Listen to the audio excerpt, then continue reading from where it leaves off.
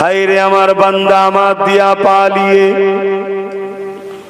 শয়তান যে জায়গায় গেলে খুশি হবে ওই জায়গাতে যেতে পারলি, কিন্তু আমি আল্লাহ যেখানে গেলে খুশি হব ওই জায়গাতে তোদেরকে দেখা গেল না।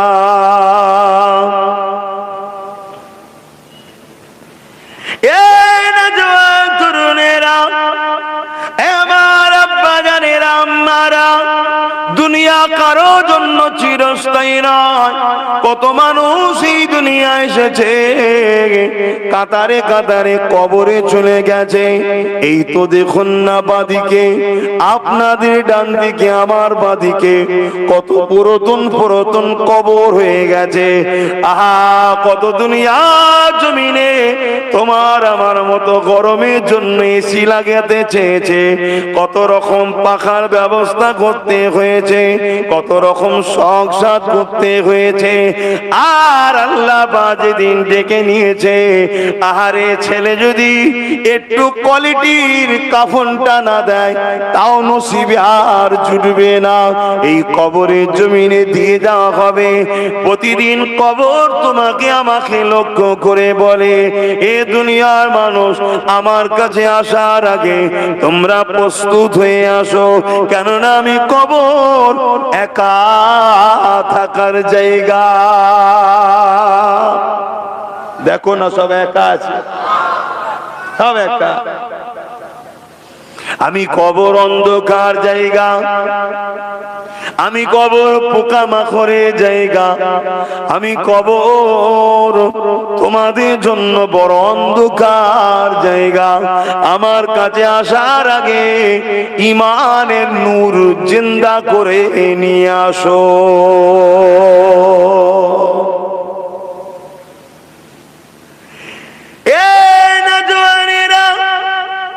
এই দুনিয়ার লোভ লালসায় পড়ে গিয়ে আজ আমরা আল্লাহ ভুলে গেলাম, আখিরাত ভুলে গেলাম, কবরে যেতে হবে ভুলে গেলাম।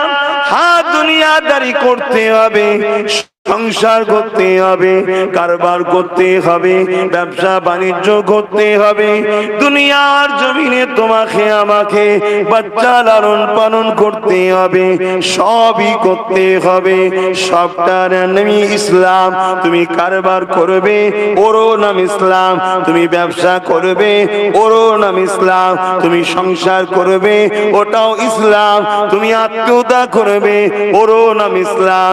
ইসলামে কোনো নিষেধ নাই, তবে পদ্ধতিটা দুনিয়ার যাকে তাকে দেখে করলে হবে না, শুধুমাত্র একজনকে দেখে করতে হবে, যাকে আল্লাহ কোরআনে জানিয়ে দিয়েছে, লাকাদ কানা লাকুম ফি রাসূলিল্লাহি উসওয়াতুন হাসানা। এ দুনিয়ার মানুষেরা, আমি আল্লাহ তোমাদের জন্য জিনাকে মডেল করে পাঠিয়েছি, তিনার থেকে উত্তম মডেল আর কেউ হতে পারে না। আমি আল্লাহ কোরআনে তোমাদেরকে জানিয়ে দিলাম, ইন্নাকা লাআলা খুলুকিন আযীম। সব থেকে উত্তম চরিত্রওয়ালা হলো তিনি। তিনি কে? তিনি হলো মুহাম্মাদুর রাসূল। আরো জোরে বলুন সুবহান।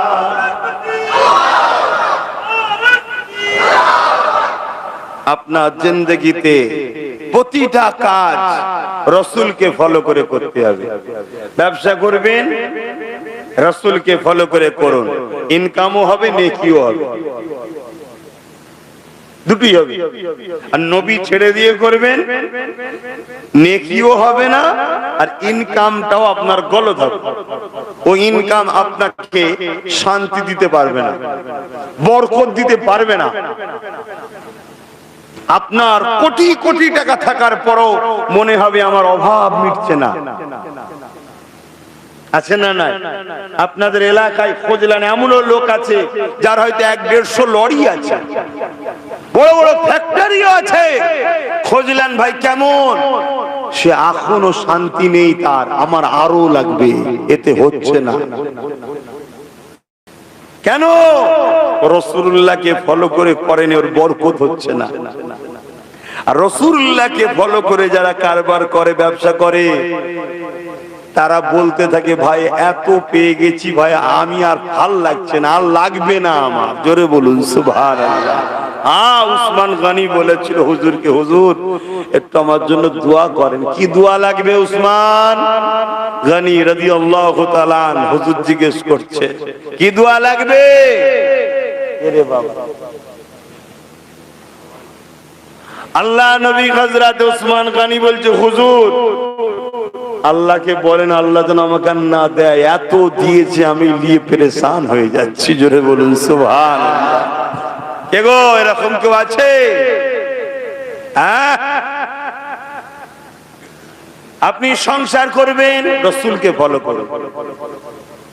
আত্মীয়তা করবেন, রাসূলকে ফলো করুন। অন্য ধর্মের মানুষকে ভালোবাসবেন, রাসূলকে ফলো করুন। সম্প্রীতি যাকে বলা হয়, মানব বন্ধন, আমার নবী ও পৃথিবীর সমস্ত জাতির মানুষকে পিয়ার করেছে। জোরে বলুন সুবহানাল্লাহ। আল্লাহ নবী 10টা বছর রাষ্ট্র চালিয়েছে। আপনি রাজনীতি করবেন, আপনার রাসূলকে ফলো করে করুন। রাজনীতিও করা হবে, নেকিও হবে। জোরে বলুন সুবহানাল্লাহ। আর রাসূলকে ছেড়ে দিয়ে কোন চোর ডাকাত খুনি লুটেরাদের দিকে করবে, দুনিয়াও বরবাদ হচ্ছে, আখিরাত জাহান্নাম। আপনি রাষ্ট্র চালাতে চান, সব গেছে আমি রাষ্ট্র চালাবো, ভালো জিনিস তো, খারাপ নয় তো, কিন্তু রাসূলকে ফলো করে করুন।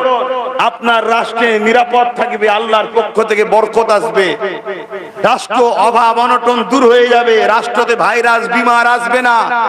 আর আপনি রাসূল ছেড়ে দিয়ে হই হই করবেন, আপনি তো রাষ্ট্রবাসী আপনাকে প্রকাশ্য গাল যদি দিতে নাও পারে, গোপনে গোপনে গাল দেবে। দেয় না? বেশিরভাগ লোক বলে ও শুধু বড় বড় ডায়লগ দেয়, ফেকু বাবা নাও কি সব বলে না? বলে না। কেন? ভুল রাস্তায় চলছে। ঠিক রাস্তায় চলবে যারা, তাদেরকে সবাই ভালোবাসবে। আসুন, কে কি করছে দেখার দরকার নেই। আপনি আমার ইসলামকে যখন মানেন, বলেন আপনাকে তো চলতে হবে, না হয় তো আপনি মুনাফিক হয়ে যাচ্ছেন।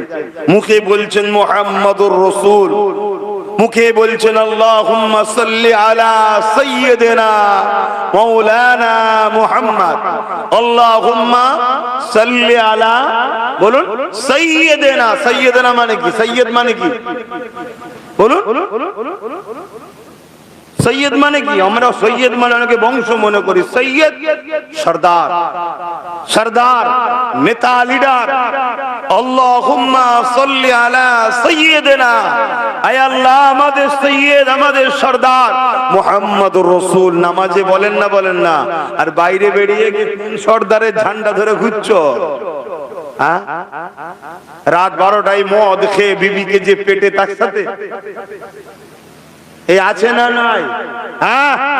রাত 12টা 1টা 2টোই পর নারীকে ডেকে নিয়ে চলে যাচ্ছে তাদের সাথে, আর বলছে আমি সাইয়্যিদিনা মাওলানা মুহাম্মদ। জবাব দিতে হবে না? হবে না? ছেড়ে দিয়েছে আল্লাহ, ছাড় দিয়েছে আল্লাহ, ছেড়ে দেয়নি। ফিরে আস। কে মানবে না মানবে আলাদা কথা, তুমি তো ইসলামের অনুসারী, তুমি ফিরে আস। আল্লাহ পাক আমার নবী পাককে মডেল করেছেন।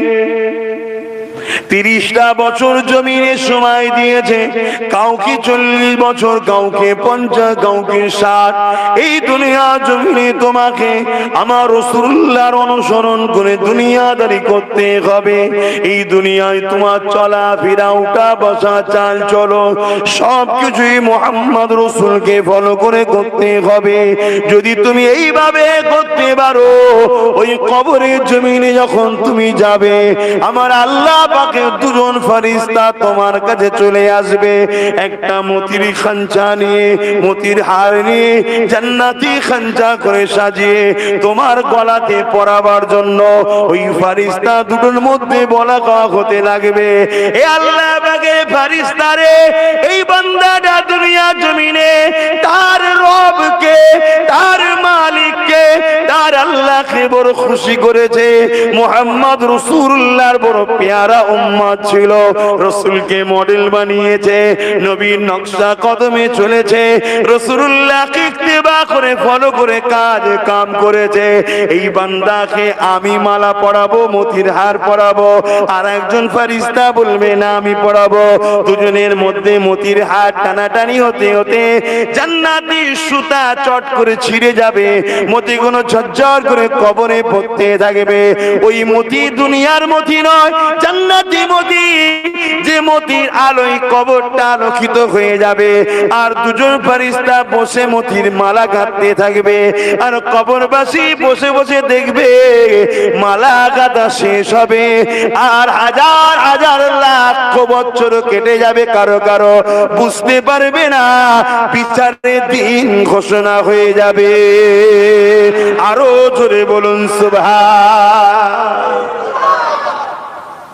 আর যদি তুমি রাসূল ছেড়ে দিয়ে এতিমকে লোটো বা লুটেরাদের দল করো, গরিবকে লোটো বা গরিবদের উপরে যারা মিথ্যা কেসে জুলুম করে তাদের দল করো, বা বিধবাদেরকে লোটো বা যারা বিধবাদের সম্পদ ঝেড়ে খায় তাদের সঙ্গে দল করো, মনে রেখে দিও কবরে তো ঢুকিয়ে দিয়ে আসবে, মিনহা খালাকনাকুম ওয়া ফিহা নুঈদুকুম ওয়া মিনহা নুখরিজুকুম তাহারাতান উখরা। কিন্তু তোমার কবরকে জাহান্নামের একটা গর্ত বানিয়ে দেওয়া হবে, বলুন নাউজুবিল্লাহ, যেখানে 99টা সাপ বিচ্ছু থাকবে। অলরেডি বহুত মানুষের কবর খোঁড়ার পরেও দেখা গেছে সাপ পাওয়া গেছে। অনেকে মুফতিদের কাছে গেছে, ফতোয়া নিয়েছে, কি করব, মুফতি ফতোয়া দিয়েছে একটু অন্য জায়গায় সরিয়ে করো, অন্য জায়গায় খুঁড়ে দেখছে সেখানেও সাপ, আর এক জায়গায় খোঁড়ো সেখানেও খুঁড়ে দেখে সাপ। তখন মুফতি ফতোয়া দিয়েছে, বাবা কিছু করার নেই, এটার আমল, ওকে নিয়েই থাকতে হবে। শুনছো যুবক? হ্যাঁ, ভয় লাগে না? ভয় লাগে না? এই মুহূর্তে তো কমসে কম ভয় লাগা দরকার। তওবা করো, পরিবর্তন হও, পরিবর্তন হও। নিঃশ্বাসের কোনো বিশ্বাস নেই, এখান থেকে হয়তো সবাই উঠে যাবে পায়ে হেঁটে, আমাকে হয়তো কাঁধে নিয়ে যেতে হতে পারে। কোন গ্যারান্টি আছে নাকি আমার? হ্যাঁ, যদি আল্লাহ মাই ডাকে, হয়ে গেছে আব্বাস তোমার সময় শেষ, তোমাকে যেতে হবে। বাপ বলো আমার আর কিছু করার থাকবে? বলো কিছু করার থাকবে? হ্যাঁ, এই দুনিয়ার ময়া, স্ত্রী, ছেলে, বাপ, মা, ভাই, বোন, এত কোটি কোটি ভালোবাসার ভাইরা, বাপেরা, মায়েরা, সব এলে শিরাই শিরাই রক্ত, ভাইজানের ভক্ত, সব ছেড়ে চলে যেতে হবে, কিচ্ছু করার নেই। কি গো ভুল বলছি? একটু ভাই আমার একটু পরিবর্তন হোক। জানি হালকা বয়সে একটু লাফালাফি হয়ে যায়, কখনো কখনো বেখেয়ালে একটু পার্কে চলে গেছে, একটু গান শুনে ফেলেছে, একটু ভুল রাস্তায় চলে গেছে। তওবা করো, পরিবর্তন হও, ভালো রাস্তায় ফিরে আসার চেষ্টা করো। 25 বছর বয়স হয়ে গেল, 30 বছর বয়স হয়ে গেল, 40 বছর বয়স হয়ে গেল, এমনও ছেলে আছে জুম্মার নামাজটাও পড়ে না। বলো এটা কি অন্যায় নয়? নিজেকে প্রশ্ন করো, নিজেকে প্রশ্ন করো, তোমার বিবেককে বলো, এটা কি অন্যায় নয়? কেউ যদি 1 প্লেট বিরিয়ানি দিয়ে বলে আমার জন্য লড়াই করতে হবে, তার জন্য তুমি লড়াই করতে চলে যাচ্ছ, আর আমার আল্লাহ তোমাকে সব দিয়েছে। হ্যাঁ, কে দুটো পা দিয়েছে? জোরে জোরে বলো, জোরে জোরে বলো, কে? শাহাদাত আঙুল তুলে সাক্ষী দাও, কে পা দিয়েছে? আঙুল সবাই তোলো, কে? কে?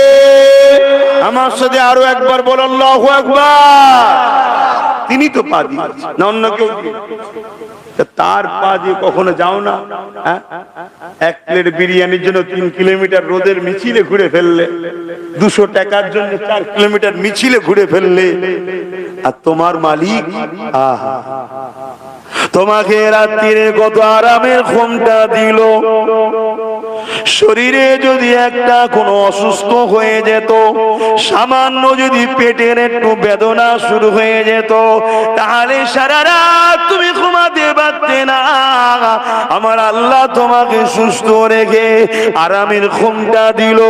এ যুবক, আমার আব্বা, আমার মা, আমার বোন, চেষ্টা করো ফজর বেলা উঠে সেই আল্লাহকে 2 4 রাকাত সুন্নত 2 রাকাত ফরজ 2 রাকাত 4 রাকাত নামাজটা তো পড়ো, বেশি সময়ও লাগে না। বিবেককে বলো উচিত কি নয়?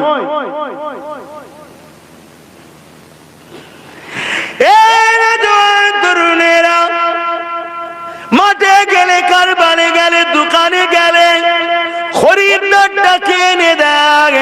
গাছ তো তুমি লাগালে ফসলটা খেয়ে দেয়। তোমার আমার মালিক, তোমার আমার সৃষ্টিকর্তা রব্বুল আলামিন আল্লাহ পাক তিনি দেয়। তাহলে কেন জোহর বেলাতে দোকান যদি বন্ধ করে আসতে না পারো, দোকানেতেই মুসাল্লা রেখে দিয়ে ওখানে কেন তুমি 4 রাকাত ফরজ নামাজ পড়তে পারলে না?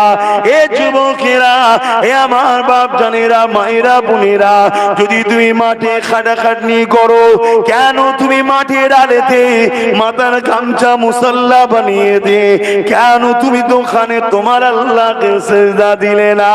এ যুবকেরা, এ নবী পাকের প্রেমিকেরা, মায়েরা, বোনেরা, নিজের বিবেককে প্রশ্ন করো। আরে কত দয়ালু আল্লাহ, তিনি তোমাকে আমাকে জবানে কথা দিল।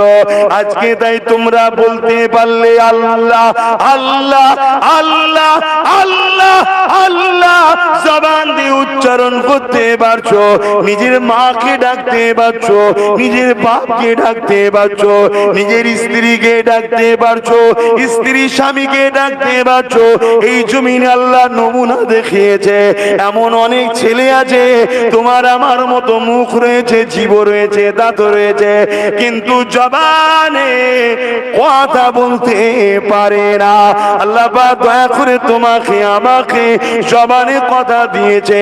তোমার আমার উচিত হবে এই জবানে তো এমন কথা বলবো না যে কথা দিয়ে আল্লাহ পাক নারাজ হয়ে যায়, যে কথা দিয়ে আল্লাহ বেজার হয়ে যায়। কিন্তু দুঃখের বিষয় হলো মুসলমানের ঘরে ছেলেরা, তুমি আমি বেঈমান, কিছু জালিম, কিছু অত্যাচারীদের ঝান্ডা ধরে এমন কিছু কিছু স্লোগান দিচ্ছি, যে স্লোগানে শিরক লুকিয়ে আছে, যে স্লোগানটা দেওয়ার সাথে সাথে তুমি আমি মুশরিক হয়ে যাচ্ছি। আর পাপীর মাপ আছে, মুশরিকের কোনোদিন মাপ নাই। কেন মুশরিক কাকে বলা হয়? যে তার আল্লাহর সঙ্গে অন্য কাউকে শরীক করে দেয়। এই যুবকেরা, আল্লাহ পাক জবান দিল, এই জবানে তোমার আমার উচিত হবে না মন্দ কথা বলা। আল্লাহ পাক জবাব দিল, এই জবানে তোমার আমার উচিত হবে না কোন মানুষের জন্য মিথ্যা সাক্ষী দিয়া।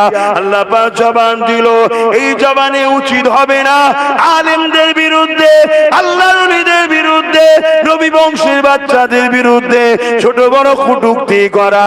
আল্লাহ পাক জবান দিল, উচিত হবে এই জবানে তোমার আল্লাহ পাকের পাক কোরআন বেশি বেশি করে তেলাওয়াত করা।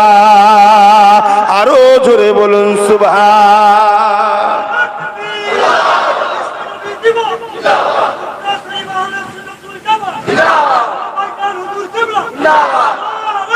আল্লাহ, আজ আমার কথা শুনে তোমরা নেবে কি নেবে না সব তোমাদের নিজের নিজের ব্যাপার। ভাই কথা বুঝে আসছে? সব নিজের নিজের ব্যাপার। কিন্তু মনে রাখবে, এ কবর সবার জন্য, কবর সবার জন্য। বিচার হবে কিয়ামতের দিন, ময়দানে মাশর। জাহান্নামীরা যখন জাহান্নামে যাবে, জাহান্নামের আগুনের পিপাসায় তাদের বুকটা ফেটে যাবে।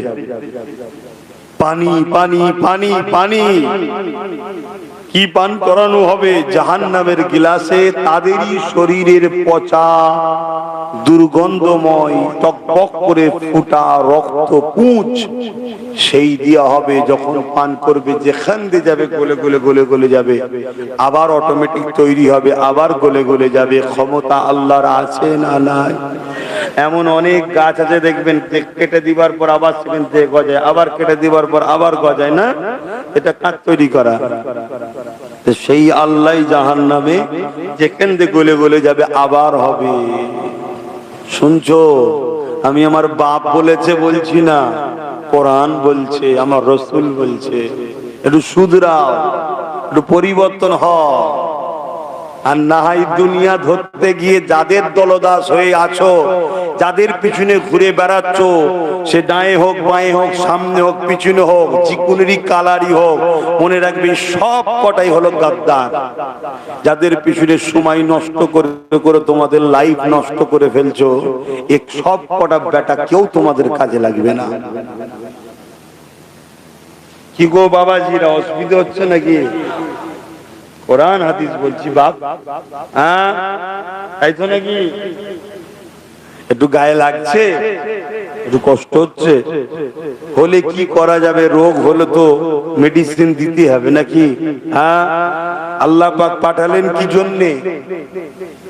কোরআন বলছে কুনতুম খায়রা উম্মাতিন উখরিজাত লিন-নাস তা'মুরুনা বিল মা'রুফ ওয়া তানহাউনা আনিল মুনকার। দুটো কাজের জন্য পাঠিয়েছে। কি কাজ? এই জমিনের উপরে অন্যায়কে মিটিয়ে দাও, ন্যায়কে প্রতিষ্ঠিত করো। জোরে বলুন সুবহানাল্লাহ। আজ আমরা নাই তো মিটিয়ে দিয়ে জুলুমটাকেই বাহবা দিচ্ছি, অন্যায়কে বাহবা দিচ্ছি, অন্যায়কেই প্রতিষ্ঠিত করছি। মুসলিম মহল্লায় দেখে দেখে দেখে দেখে মদের দোকান হচ্ছে, মেলা হচ্ছে, গানের আড্ডা হচ্ছে, তাস বসছে, নাচ বসছে। এই হচ্ছে না হয়নি বলুন? কথা বলেন।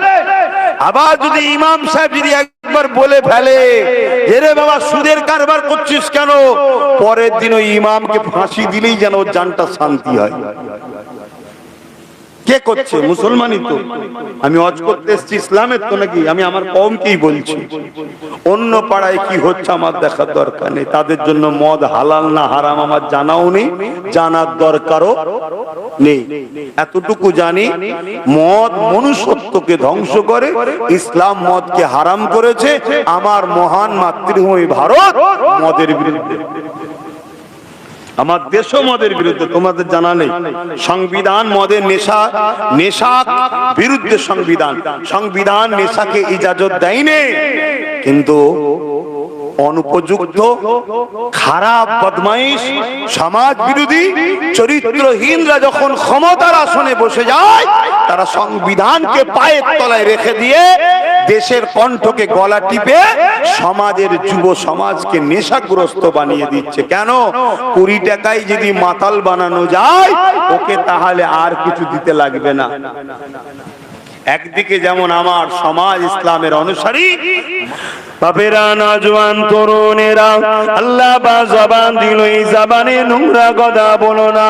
আল্লাহ বা মুখ দিল, এই মুখ দিয়ে হারাম খাদ্য খেও না। এই মুখ দিয়ে কখনো দুর্নীতির কথা বলো না। এ যুবকেরা, তরুণেরা, এখানে আর একটা কথা বলতে লাগে। এই সমাজে অনেক নারী আছে তার স্বামীকে ছেড়ে দিয়েছে। কেন মা ছেড়ে দিলে গো? না, আমার স্বামী নাকি মদ খায়। অবশ্যই অন্যায় কাজ করে, ঠিক না বেঠিক? কিন্তু এই মদ খাবার থেকেও মারাত্মক খাবার খাচ্ছে, যাদেরকে বলা হয় ঘুষ খাওয়া, কাটমানি খাওয়া। এ আছে না নাই? এটা কি মদের থেকে কম হারাম নাকি? কিন্তু বেশি হারাম। তো এইরকম কোন মা একটাও পাওয়া যায়নি। মা কেন স্বামীর ঘর ছেড়ে দিলে? না, আমার স্বামী ঘুষ খায়, তাই ওই জন্য ওর ঘর করবো নি। আমার স্বামী কাটমানি খায়, তেরপোল থেকে ঝেড়েছে, এতিমের চাল থেকে ঝেড়েছে, বিধবার ঘর ঝেড়ে দিয়েছে, ওই কাটমানি খোরের ঘর করবো নি। একটা মহিলা পাওয়া যাবে? ওই জন্য আরো ঘর করছে। আর কাটমানি খোর স্বামীর বিরুদ্ধে বললে ওই মা আবার হাত গুটিয়ে বেরোচ্ছে। মা, আল্লাহ নবী এমনি বলেছে জাহান্নামে নারীর সংখ্যা বেশি হবে। জানেন তো নাকি? কেন? কয়েকটা কারণ, তার মধ্যে 3টে কারণের কথা রাসূল বলেছে। তার মধ্যে একটা হলো নারীরা বদদুয়া করে বেশি, অভিশাপ দেয়। এটা আল্লাহ পছন্দ করে না। তো যাক, ও বিষয়ে এখন আলোচনা নাই। আমি যেটা বলতে চাইছি, মদ হারাম, যেটা ইসলামে নিষেধ আছে না নাই। আর কাটমানি, যে ভাষাটা আজকের দিনে আপনারা খুব সহজে বুঝতে পারবেন, কেন প্রত্যেকের পাড়াতে 2-5টা করে কাটমানি খোর, হারাম খোর আছে না নাই? তোমাদের এলাকাতেও আছে। তারা রেগে যাচ্ছ তো আমার অশুনে? আমি দোয়া করি আল্লাহকে আমার ওয়াজ শুনে হেদায়েতের তৌফিক দিক, বলুন আমিন। কেন ও বেটাও মরবে, মরবে না মরবে না? ওরও কবর হবে না হবে না? আমি আমার কওমের কথা বলছি, আবার বলছি আমি অন্য কওমের কথা বলছি না। আমার কওমের সেজে তুমি যদি থাকো তওবা করো ভাই আমার, হারাম খেও না, ভুল ভ্রান্তি হতে পারে। ওয়াজ কেন করা হয়? যাতে করে তোমরা শুধরাও। আর আমি যদি বলি না বাবা কাটমানির কথা বলবো না, কাটমানি খোর রয়েছে, রেগে যাবে, তাহলে আমিও ওয়াইজিন নয়, আমি বক্তা, নিজের পেটের জন্য খুঁজছি, আল্লাহর কাছে জবাব দিতে হবে আমাকেও। কথা শুনছেন তো নাকি? ইসলাম বাস্তব কে সামনে রেখে কথা বলা, ইসলাম অন্যায়কে মিটিয়ে ন্যায়কে প্রতিষ্ঠিত করা।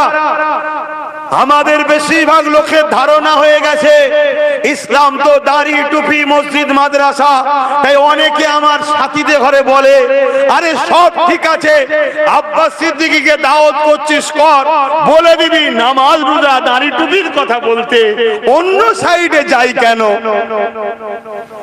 শুনছেন? এটা তো বড় পরিকল্পনা। 150 বছর ধরে এই প্ল্যান চলছে। পশ্চিমা দুনিয়ার কালচার আমাদেরকে খাওয়ানো হচ্ছে, পশ্চিমা দুনিয়ার দুর্নীতি আমাদের মধ্যে ঢুকানো হচ্ছে, পশ্চিমা দুনিয়ার অসভ্যতা আমাদের মধ্যে দেওয়া হচ্ছে। 150 বছর আগে কম বেশি সুলতান আব্দুল হামিদ যখন ছিল তখন আমাদের মধ্যে এই অসভ্যতা আসেনি, এই দুর্নীতি আসেনি, এই গরিবি আসেনি, এই অশিক্ষিততা আসেনি, এই ধ্বংস তখন আমরা হয়ে যাইনি। আমাদের ধ্বংসের পিছনে 150 বছর কম বেশি সময় ধরে হচ্ছে। কেন? পশ্চিমা দুনিয়া বড় প্ল্যান করে আমাদের কাছে দুনিয়াবি শিক্ষাও কেড়েছে, ধর্মীয় শিক্ষাটাও কেড়ে নিয়েছে।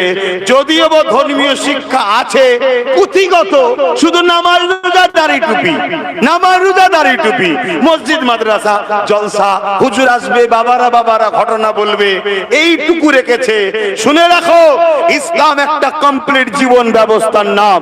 আমার দয়ার নবী, ভালো তারে শুনবেন, রেকর্ড করছেন, আলেমরা রয়েছেন, বলবেন আমার কথাই ভুল হচ্ছে কি শুধরে নেব। আর যদি মনে হয় ভুল হচ্ছে না, তাহলে প্রতিটা মসজিদ থেকে এলান করুন, যদি আগামী দিন ইমাম আপনিও সম্মান পেতে চান। দুদিন দেরি হলো, আগামী দিন আপনার পালা আসছে। কেন? আপনার দ্বারা এখন কিছু কাজ নিতে হবে, তাই আপনাকে এখন ধরবে না। বুঝতে পারছেন? আপনার দ্বারা কিছু কাজ নিতে হবে, তাই আপনাকে এখন ধরবে না। কিন্তু দুদিন পর আসছে 10ই জিলহজ। কবে? 10ই জিলহজ। এখন আপনার দ্বারা কাজ আছে, তাই আপনাকে এখন ধরবে না। 10ই জিলহজ আসলে ধরবে। বুঝতে পারছেন না? মন দিয়ে শোনেন, আমার নবী 570 খ্রিস্টাব্দে দুনিয়ায় এসেছে। 40 বছর বয়স যখন নবীর হয়েছে দুনিয়াবি জিন্দেগির, তখন নবী নবুয়াতের কাজ শুরু করেছে, তাই তো? তাহলে 570 থেকে 40 যোগ করলে কত হয়? 610। জোরে বলুন, মাথায় ঢুকবে, মুখে একবার উচ্চারণ করুন, 610। আর নবী মেরাজে গেছে কবে? 621। কতই? মুখে বলুন, 621। মেয়েরাজ থেকে নামাজ এনেছে, মেয়েরাজ থেকে রোজা এনেছে। তার আগে আমাদের জন্য নামাজ রোজা ফরজ ছিল না, অন্য উম্মতদের জন্য তার নবী এনেছিল, তখন ফরজ ছিল, আমাদের জন্য ফরজ ছিল না। খুব ভালো করে শুনবেন, 621-এ নামাজ ফরজ, 621-এ রোজা ফরজ। কিন্তু আমার রাসূল নবুয়াতের কাজ করেছে 610-এ। এই 11টা বছর আল্লাহর নবী কি করেছে জানতে হবে না? শুধু নামাজ দাড়ি টুপি ধরিয়ে দিয়ে আমাদেরকে বলছে আল্লাহ আল্লাহ কর, সব হয়ে যাবে। ইসলাম কি শুধু বলেছে আল্লাহ আল্লাহ কর সব হয়ে যাবে? আমার নবী পাক এই 11টা বছর ধরে পৃথিবীর প্রত্যেকটা অত্যাচারী শাসকের বিরুদ্ধে লড়াই করেছে, প্রত্যেকটা অত্যাচারী শাসককে চিঠি করেছে, জুলুম বন্ধ করো, না হয় মুহাম্মদ তোমার বিরুদ্ধে সংগ্রাম করবে। তুমি গরিবদেরকে লুটা বন্ধ করো, এতিমদের ঘরে লুটা বন্ধ করো, না নারী ভোগ বন্ধ করো, নারীদেরকে জ্যান্ত ভূতে দেওয়া হতো বন্ধ করো, গরিবের হক দাও, বিধবার সম্মান দাও, এতিমকে আশ্রয় দাও, মানুষ খাটার পরে তার পারিশ্রমটা ঘাম শুকাবার আগে মিটিয়ে দাও। এই জঙ্গল সাম্রাজ্য বন্ধ করতে হবে। রাসূল পাক সাল্লাল্লাহু আলাইহি ওয়াসাল্লাম মক্কা জমিন থেকে সংগ্রাম শুরু করেছে জালিমদের বিরুদ্ধে, অত্যাচারীদের বিরুদ্ধে, সন্ত্রাসের বিরুদ্ধে, শোষণকারীদের বিরুদ্ধে। রাসূল পাক সাল্লাল্লাহু আলাইহি সাল্লামের এই লড়াই ছিল। মুসলিমদের পাশে দাঁড়িয়েছে, এতিমের পাশে দাঁড়িয়েছে, বিধবার পাশে দাঁড়িয়েছে, নারীদের পাশে দাঁড়িয়েছে, কমজোরের পাশে দাঁড়িয়েছে, দুর্বলের পাশে দাঁড়িয়ে এই তো 11টা বছর ধরে পৃথিবীর প্রত্যেকটা অসহায়, সে কোন ধর্মের নয়, মানুষ, প্রত্যেকটা অসহায় মানুষকে জালিম সন্ত্রাসদের হাত থেকে নবী আজাদ করে হাসিয়েছে। জোরে বলুন সুবহানাল্লাহ, আরো জোরে বলুন, আরো জোরে বলুন। এটা কি আমাদের কাজ নয়? এটা কি আমাদের কাজ নয়? জঙ্গল পুরো পরিষ্কার হয়ে যাবার পর সবাই যখন হাসতে শুরু করেছে, গোলামি প্রথা বন্ধ হয়েছে, আজাদ শুরু হয়েছে, মানুষ মানুষের উপরে জুলুম করা বন্ধ করে দিয়েছে, এই তুই আমার দাস দাসী সব বলা বন্ধ হয়েছে, রেপ বন্ধ হয়েছে, নারী পুতা বন্ধ হয়েছে, মায়ের সম্মান হয়েছে, বাপের সম্মান হয়েছে, এতিম অধিকার পাচ্ছে, বিধবা অধিকার কৃষ্ণ মর্যাদা পাচ্ছে, বাঙান পুরো সেজে গেছে পরিষ্কার, আর জুলুম নাই, খুন নাই, ধর্ষণ নাই, সন্ত্রাস নাই, অত্যাচার নাই। আল্লাহ তখন বলছে, বন্ধু এবারে আসেন এই পরিষ্কার জমিনে নামাজ লিজান, রোজা লিজানের চাষ শুরু করুন। জোরে বলুন সুবহানাল্লাহ, আরো জোরে বলে। আপনারাও জমিনে চাষ করার আগে কি করেন? আগে সব জায়গা ঠিক হয় না?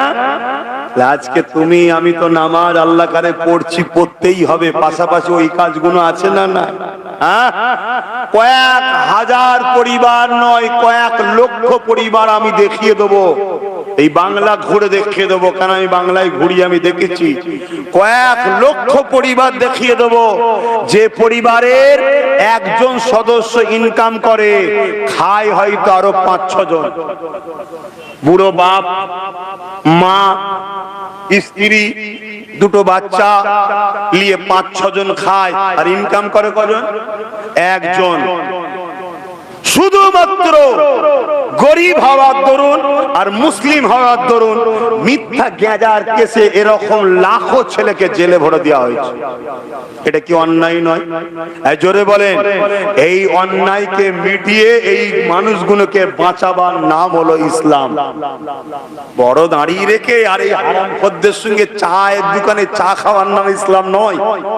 2-3 হজ করে এই সব হারামখোরদের পিছনে ঝান্ডা নিয়ে ঘুরে স্টেজের প্রথমে ফটো তোলার জন্য বসে থাকার নাম ইসলাম নয়। এদের মিটিয়ে দিয়ে এই গরিবদের ঘরে হাসানো বাঁচানোর নাম ইসলাম। জোরে বলুন সুবহানাল্লাহ। তাহলে বলুন, ইসলামের আলোচনা হবে না থাকবে? কথা শুনছেন? ওয়াজ শুনছেন তো নাকি? হ্যাঁ, ওয়াজ একে বলে, একে ওয়াজ বলে। নামাজ পড়তে হয়, রোজা রাখতে হয়, হজ করতে হয়, তো সবাই জানে, কিন্তু সব জানে। কিন্তু আপনার গ্রামের দুটো মেয়ে, তার বাপ দুটো গরিব, মেয়ে বড় হচ্ছে, বিয়ে দিতে পারে না, পাড়ার 10টা বদমাইশ ছেলের বাড়ির আশপাশে ঘুরঘুর করে, একদিন পাপ কাজে নেমে গেল, পুরো পাড়ার লোককে কিয়ামতের দিন আল্লাহ ধরবে। ওই দুটো গরিব মেয়েকে উদ্ধার করার নাম ইসলাম। শুনছেন তো নাকি? যুবক গুলো শুনছো তো? তোমরা তো আমাদের ভাই, তুমি আমি তো এক হয়ে লড়বো, তুমি আমি এই বেটিদেরকে বাঁচাবো। 100টা মেয়ে যদি পেটের জ্বালায় খারাপ রাস্তায় নাবে, বাচ্চার ওষুধ কিনবে পয়সা নাই, স্বামী প্যারালাইসিসে পড়ে আছে, বা কেউ মেরে তাকে কোমর ভেঙে দিয়েছে, সমাজে ঘটে না? ঘটে না?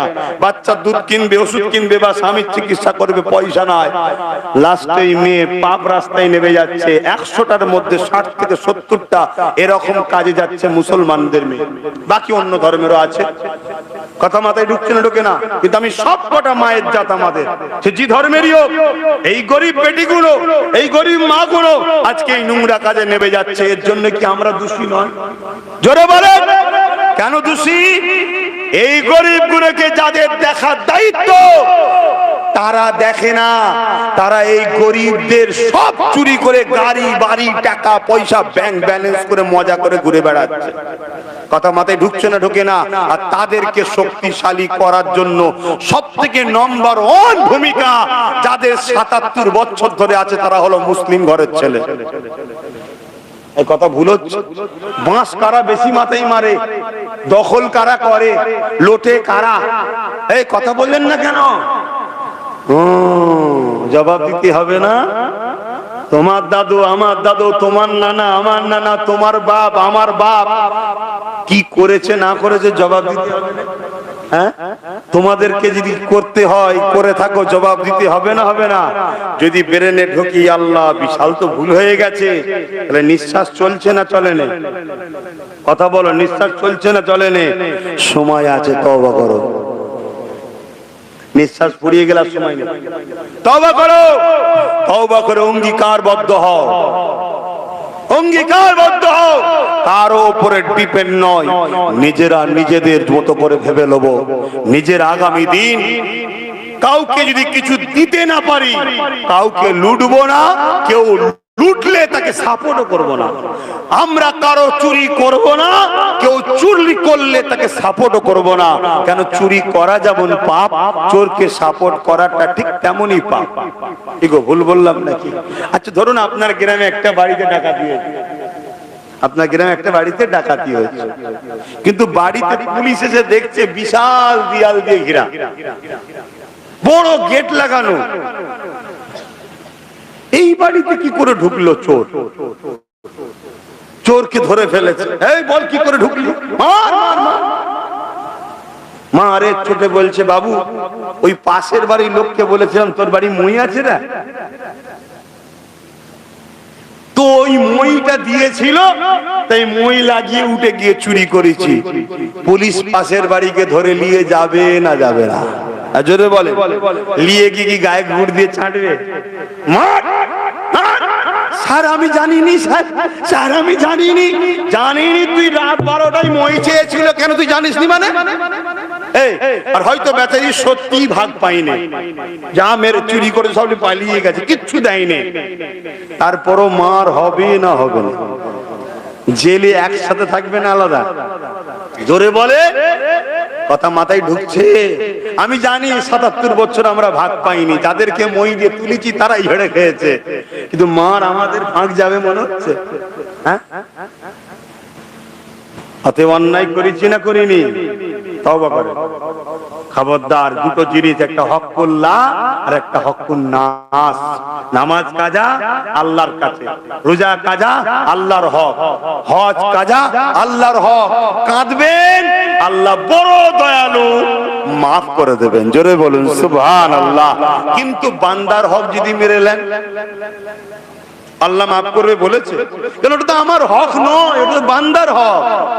তার কাছে চা, তার কাছে ক্ষমা চা, তার কাছে মাফ চা। কথা বুঝে আসছে? তাই হকুন নাস কত মারাত্মক। আল্লাহ নবী বলেছে, কেউ যদি হজে যায়, আমরা অনেকে হজে যাই না, হ্যাঁ, এমনও হাজি আছে 700 চুয়া মারকে বিল্লি হজ গায়ে, 700 চুয়া ইঁদুর খেয়েছে, খেয়ে এখন হজ করতে গেছে, এরকমও কিন্তু হাজি আছে। আবার দিল থেকে অনেকে আল্লাহ রাসূলের জন্য যায়। তাদের সম্মান কত? তাদের সম্মান কত? মায়ের পেট থেকে বেরোলে যেমন সন্তানের কোনো গুনাহ থাকে না, আল্লাহর কাবা তওয়াফ করে এলে আল্লাহ তার পুরস্কার তাকে পুরো বেগুনাহ করে দেয়। জোরে বলুন সুবহানাল্লাহ। কিন্তু আল্লাহ এরপরও বলছে, একটা গুনাহ আমি মাফ করি না। কোনটা? বলুন। হকুন নাস। কি হকুন নাস? বোঝেন হকুন নাস? আপনারা সবাই মিলে সাপোর্ট করে আমাকে হুজুর বানিয়ে এখানে বসিয়েছেন, আমি নেতা এসে বসে আছি না? হ্যাঁ, আমি এখন আপনার গ্রামের কারো একটা জমি রাস্তার ধারে আছে, আমার দিকে নজর লেগে গেছে, জমিটা ভালো। আমি তাকে ডাকলাম, এই জমিটা হয়তো দেখা যাবে 2 লাখ টাকা করে কাটা কি শতক। আমি বললাম এক কাজ কর, তোকে আমি 10,000 টাকা করে শতক দিচ্ছি, 2 লাখের জিনিস 10,000 সে দেবে? এ তো গরিব মানুষ বলছে, বাবু ওই একটাই জিনিস আছে, ছেলে বুলে দিলে কি হবে, আপনি ওটা লেলিলে হয়, আমরা দিবিনি? আচ্ছা ঠিক আছে। হ্যালো, পুলিশকে ফোন করছি, কেন আমি ভিআইপি তো। হ্যালো, জি স্যার, জি স্যার, ওই অমক অমক ওকে গেঁজার কেসে 7 বছরের জন্য ভরে দাও। শুনছেন না শোনেন? এই সমাজে ঘটছে না ঘটে না? তোমরা করলে এটা না আমি করলাম? জোরে বলেন, এটা কে করলো? তোমরা করলেন, আমি করলাম? জমিটা কে নিল? আমি তো। কিন্তু বলো, আসামি আমি একা না তোমরাও? কথা বলছো না তো? কেন তোমরা আব্বাস সিদ্দিকীকে এখানে বসাবার আগে দেখা দরকার ছিল, হারাম কোন নই তো? এই কথা বুঝছেন না, বোঝেন না? একটু সাবধানে সাবধানে পা ফেলো। তোমাদের কারণে কোটি কোটি মায়ের চোখের পানি পড়ছে, তোমাদের কারণে হাজারো ঘর এতিম হয়ে যাচ্ছে, তোমাদের কারণে হাজারো সংসার ভেঙে যাচ্ছে, তোমাদের কারণে কত যুবক ছেলের মেয়েদের স্বপ্ন ভেঙে চুরমার হয়ে যাচ্ছে, তোমাদের কারণে যে চাকরি পাবার সে না পেয়ে অন্যজন পাচ্ছে, এরকম কত স্বপ্ন ভেঙে চুরমার হয়ে যাচ্ছে। এগুলো কিন্তু হক্কুন নাস, আল্লাহর কাছে জবাব দিতে হবে। আল্লাহ আমাদেরকে বুঝার তৌফিক দিক, বলুন আল্লাহুম্মা আমিন। বাপেরা, কবর শুনতে লাগে বড় ভয়ঙ্কর জায়গায় কবর, তাই বলবো তওবা করে নাও। তওবাকারীকে আল্লাহ বড় পছন্দ করে। যদি কারো মনে হয় তাহলে ভাইজান, বাবাজি, তাহলে আমরা কি করব? আমি একটাই কথা বলবো, তোমার আমার লিডার হলো রাসূল, রাসূলুল্লাহকে ফলো করো। নবী আমার বিদায় নিবার সময় জানিয়ে দিয়েছে, এ দুনিয়ার মানুষেরা, আমি আল্লাহ তোদের কাছে, আমি রাসূল তোদের কাছে 3টে জিনিস রেখে যাচ্ছি, এই 3টেকে মজবুত করে ধর। কি 3টে জিনিস? প্রথম নম্বর হলো কিতাবুল্লাহ, আল্লাহ পাকের কোরআন। দ্বিতীয় নম্বর হলো সুন্নাতে রাসূলি, আমি নবী আমার সুন্নাত। 3 নম্বর হলো আহলে বাইতি, আমি নবী আমার আর আমার পরিবার, আমার খানদান, অর্থাৎ নবীর খানদানকে ধরো। নবীর খানদান তোমাকে সুন্নাতে রাসূল দেখাবে, আর সুন্নাতে রাসূলই হলো আল্লাহ পাকের পাক কালামুল্লাহ কোরআন। অর্থাৎ নবী যা করেছে, নবী কি করেছে? কোরআন অনুযায়ী কাজ করেছে, ঠিক তো নাকি গো? হ্যাঁ। তাহলে রাসূল বলছেন তোমরা কাকে ধরবে? কুরাইশ। মাফ করবেন, নিজের নাম বাড়াবার জন্য বলছি, সত্যটা জানাবার জন্য বলছি। আমার দাদা হুজুর কুরাইশ, আমার 5 হুজুর কুরাইশ, আমার আব্বা আলী আকবর সিদ্দিক হুজুর কেবলা কুরাইশ, সেই ঘরের ছেলে আমি কুরাইশ। এখন আমি যদি বলি, তোমরা অত যদি চিন্তা টেনশন না, ভালো মন্দ বেশ বাঁচতে পারো, তোমরা আমাকে ছেলে মনে করে, মুরব্বীরা ভাইয়েরা ভাই মনে করে, মায়েরা সন্তান মনে করে, বোনেরা ভাই মনে করে, তোমরা আমার পাশে এসে দাঁড়াও, আমার সাথ দাও। আপনারা কি আমার কথা শুনে আমার সাথ দিতে রাজি আছেন? আল্লাহকে সাক্ষী রেখে বলবেন কারা রাজি আছেন, হাত তোলেন। আমি জোর করছি না, যারা রাজি আছেন লম্বা হাত তোলেন। আলহামদুলিল্লাহ, এই হাত আপনি কবুল করেন আল্লাহ, এই হাতকে আপনি সঠিক রাস্তা দেখান, এই হাতকে ডান হাতে আমলনামা দেবেন, এই হাতকে আপনি আরশে আজিমের ছায়াতলে থাকার তৌফিক দেবেন। এরা বিশ্বাস করেছে তোমার নবী বংশের বাচ্চার উপরে, আল্লাহ এদেরকে দুনিয়া আখিরাতের শান্তির ব্যবস্থা করে দেন, বোনা আমিন। যদি একজন দুজন অবিশ্বাস করে, তার জন্য আমার দোয়াও নেই, বদদোয়াও নেই। কথা ভুল বললাম? হতে পারে অনেকে ভয়ে তো হাত তুলছে না, ঠিক না? আব্বাস সিদ্দিকীর সাথ দিলে তো ভয় আছে, কেন কেউ দেখে ফেললে আবার যদি গিয়ে বলে দেয়, অমনি ডেকে বলবে, ও টোটো চালাও না এই রাস্তায়, কাল থেকে আর চালাবে না, লাও ঠেলা সামলাও। এবারে কি এরকম মস্তান আছে না? নাই। হ্যাঁ, অথচ মস্তানও একদিন যাবে কবরে, কি সেদিন টোটো বন্ধ করার সাইজ হবে। চিন্তা করছো গেল। আর তোমার যদি বন্ধ হয়, তুমি মনে রেখে দিও এর পিছনেও তোমার আল্লাহ তোমাকে পরীক্ষা নিচ্ছে, তুই কতটা আল্লাহর প্রেমে সত্যের পক্ষে দাঁড়াতে পারিস। জোরে বলুন সুবহানাল্লাহ। তোমাকে আমাকে তো ওই পরীক্ষা লাইনে, যে পরীক্ষা আজকে প্যালেস্টাইনবাসীকে লিখছে, কি পরীক্ষা বলে। এক বাপের 4টে ছেলে 4টি শহীদ হয়ে গেছে, বাপের মুখে হাসি কমেনি, হেসেই ঘুরে বেড়াচ্ছে। জোরে বলুন সুবহানাল্লাহ। কেন? তাকে জিজ্ঞেস করা হচ্ছে, আপনার তো 4টে ছেলেই শহীদ হয়ে গেছে। বলছে আমি যখন দুনিয়ায় এসেছিলাম আমার তো কিছুই ছিল না, 4টে তো আল্লাহ দিয়েছে, আল্লাহ জিনিস আল্লাহ নিয়েছে, তো আমার কষ্ট করার কি আছে? উপরন্তু খুশি হওয়া দরকার, আল্লাহর ঘর মসজিদের জন্য গেছে, লুটার জন্য যায়নি, দান করার জন্য গেছে। জোরে বলুন সুবহানাল্লাহ। তাহলে কাল তুমি তো বাপ রুজি নিয়ে আসনি, তোমার ধরন না